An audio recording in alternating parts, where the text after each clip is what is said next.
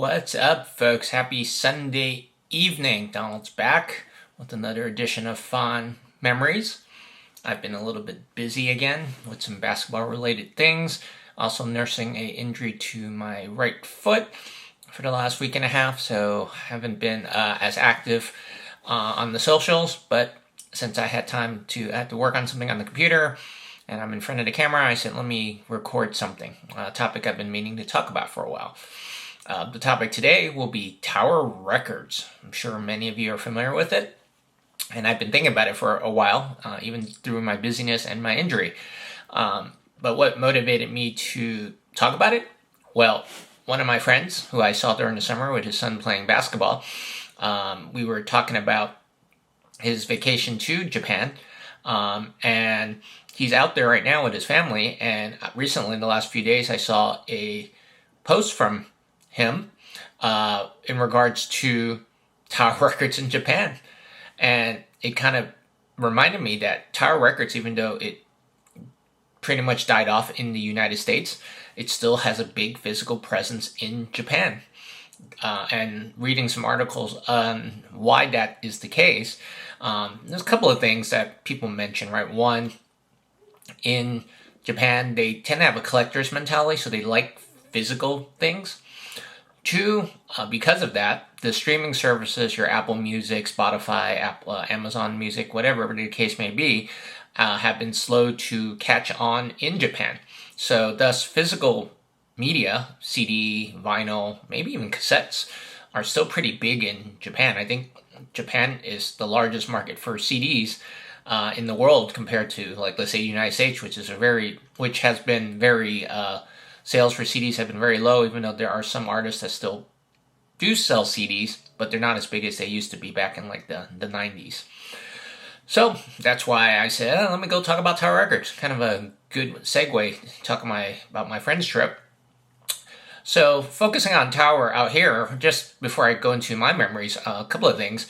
While Tower, if you're just kind of randomly thinking about Tower, you might think, oh, they're completely gone, but actually they are still around.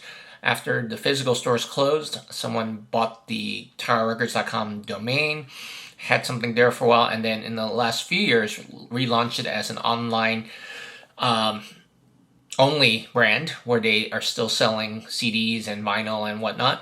And then recently I read that Tower Records, the current iteration, opened a physical presence in Brooklyn, but not as like a traditional store as we remember Tower, but also as a venue for artists to perform, people to collaborate and make music and do some work, and maybe have some space to sell stuff if the artists want to. So it's kind of an interesting way to see how the Tower in the U.S. is trying to evolve to kind of meet how the U.S. market is these days, which is mostly digital and very little physical media. All right, so since that's the quick update on how Tower Japan is, how U.S. Tower is going, let's go into my memories of Tower Records back in the day. So my first memory for Tower, I'm going to go by location, by the way, will be at Stonestown Mall in San Francisco. I went to school at San Francisco State, which is close by to the mall. I worked at the McDonald's while I was at school, so definitely spent a good amount of time at the Stonestown Tower Records. Tower Records, the physical space now, is now occupied by a workout facility. I believe it's City Sports. But back in the day, Tower Records was upstairs. You rode an elevator up. Downstairs was a Good Guys. And at some point, and maybe a mix with a Comp USA, can't quite remember how it went toward the end. But yeah, so some of the memories I remember from going to the Tower at Stonestown. First thing was in kind of the maybe early days of the CD era. Cassettes were so big. I remember going to the single section, maybe with mom, and buying a lot of CD singles. I have some albums too, but I do remember a lot of the CD singles because I recently, or during COVID, I was going through some of my old music and I ripped some of my CDs, but also, oh crap, I have a lot of CD cassettes, singles around. Unfortunately, I don't know if I have any pictures of them, but I can find some online to show folks. But it was kind of cool thinking back to the days of singles, have a small cassette, and then maybe back in those days with cassettes, you couldn't combine those singles into a an album, right? You could burn it to a CD, and these days you can mix it all digitally with MP3s, but cassettes were kind of a challenge. So that was kind of interesting times. And then the other big memory that stands out with Tower Records in later years, when I was actually in school at San Francisco State, was the fact that they had listening stations for their CDs. I think there were about, I want to say, maybe 6 to 8 listening stations. Each of them went about maybe 8 CDs or something. You just pick through them on the machine, on the station, and listen to some music, right? And I'm sure I've listened to a crap ton of music back in the day, but one of the things that I really remember, I don't really know why, but I remember, was listening to Jean-Michel Jarre. Hopefully I didn't butcher his name, but Jarre, if you looked back at it back in the old days, his type of music at least was branded as New Age. In these modern days, you might call it electronic, but it's not really a trance kind of thing. So, call it what you may. Jarre had an album on there. I believe it was Oxygen. Gosh, you know what? I can't remember what the album name was. Anyway, I can visualize it. But anyway, the one song I remember off of that album was Oxygen 8. And why was that important? Well, it was one of the few songs that had kind of a dancey, kind of good groove, good beat, whatever you want to call it. And around that time, while I was in college, I got into dance music thanks to one of my classmates, friends, and I started listening to all sorts of dance type music, freestyle, Euro dance, early days of trance, before you maybe called it EDM, right?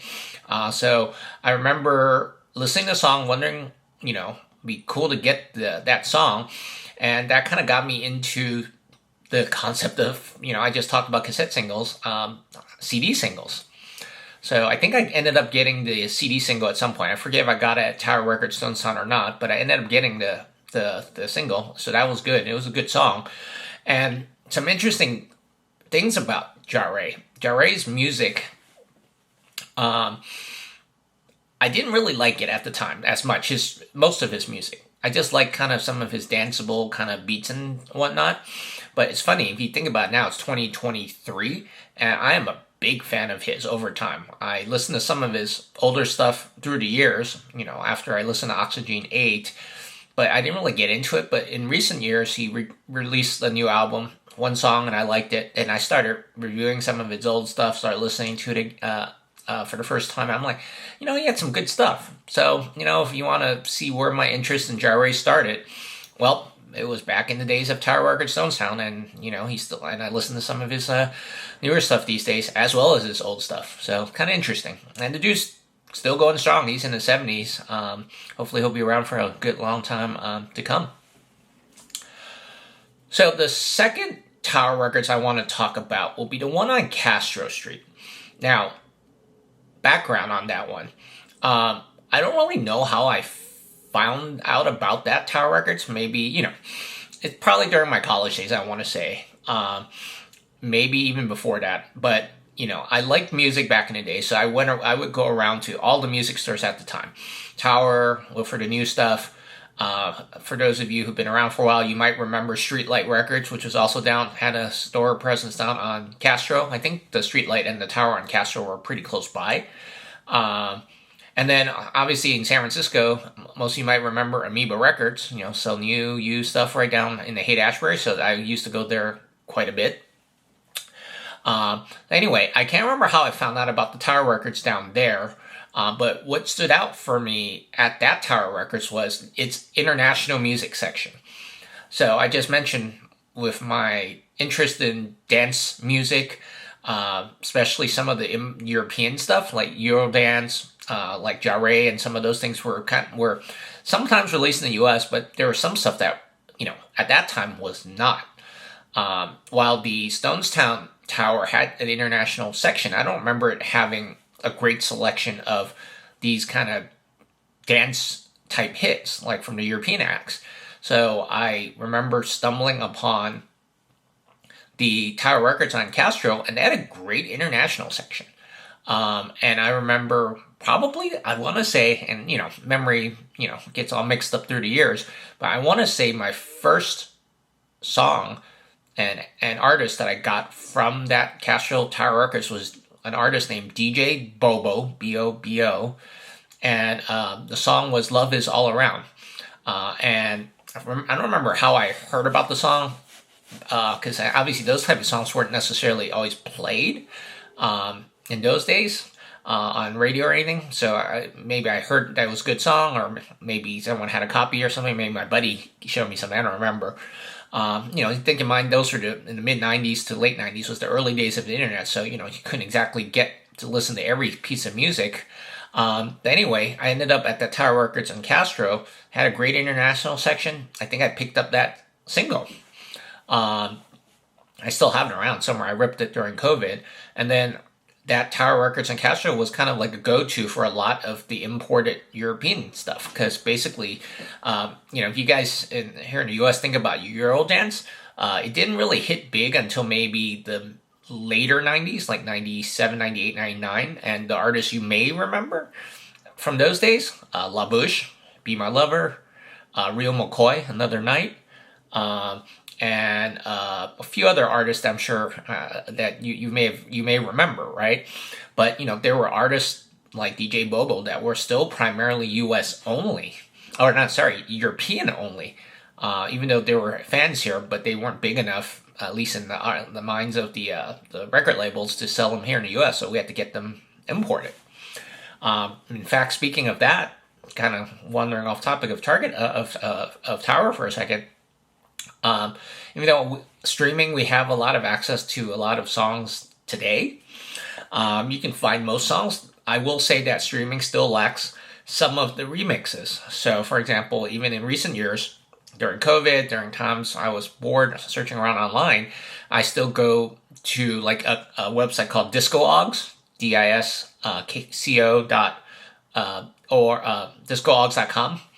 They sell a lot of used CDs, a lot of European imported stuff that, I've listened to maybe one mix, maybe the original radio mix, but there are other mixes that I like, so, and you can't always find them on streaming services, so I've bought them used through, Discologs. So yes, I still listen to some CDs. Oh, well, listen's a bit of a misnomer. My car still has a CD player. I have some old laptops and computers that with CD players. I basically buy the CD to rip the song to an MP3 so I can either listen to them when I'm out and about or on traveling, or rip it to my player in the car so I can listen to. And the CD barely gets used, but hey, it's fine. I like some old songs.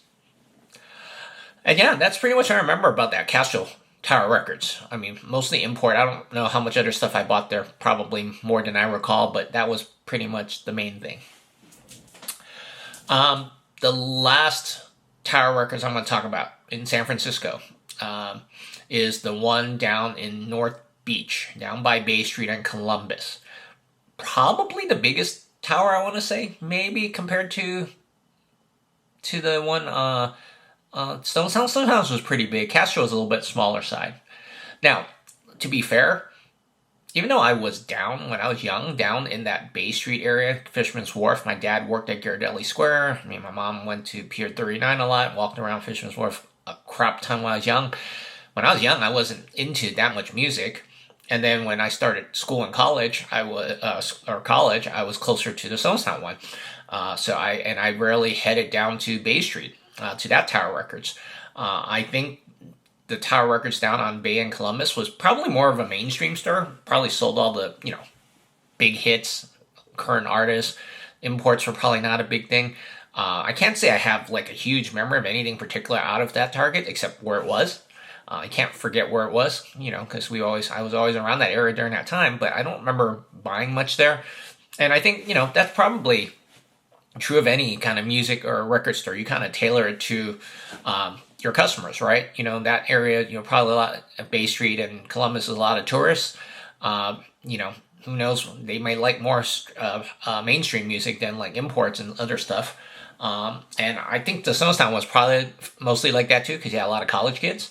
But I don't recall spending a whole lot of time at the Bay Street Tower. I remember going there a few times, looking around and whatnot. So, fortunately, not a lot of memories, but it's something I do remember the store being there. It was one of those still fun times. So, that's about it on my recollection of Tower Records. Some good memories. Unfortunately, the stores have gone. And so I'll wrap by just saying something I've told a lot of people, friends, about streaming, right? I was kind of not necessarily against streaming. I mean, I listened to Pandora for a little bit while I was working at some of my old jobs. It wasn't into Spotify, but if I had to, I'd listen to Spotify. I only got into Apple Music more recently just because I said, you know what, I'm not necessarily a pure Apple guy, but I use a lot of Apple stuff. So I said, you know what, it's good to have some streaming music around because it's easy to pick up some tunes that you like, some favorites, and have them around instead of trying to copy and paste MP3s around, right? But guess what? I still do MP3s. Like I said, I ripped a bunch of my old CDs, have them all on MP3. I copied them to a physical MP3 player. Yes, I have a physical MP3 player. Not my iPhone, because the way Apple handles importing MP3s is kind of convoluted. So I just wanted a simple MP3 player where I can just drag and drop files in. That MP3 player has a headphone jack, and basically I can have a player that plays music offline.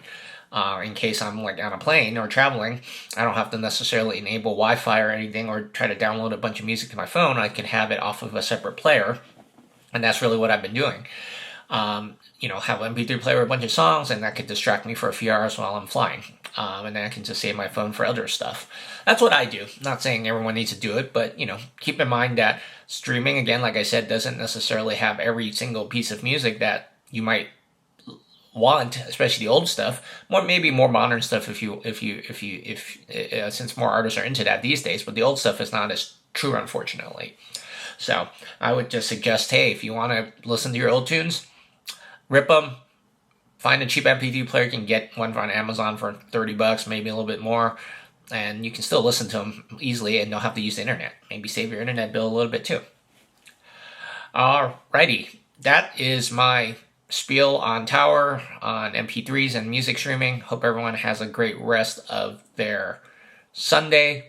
I will catch you guys next time on the next edition of Fond Memories. Thank you. Have a good one.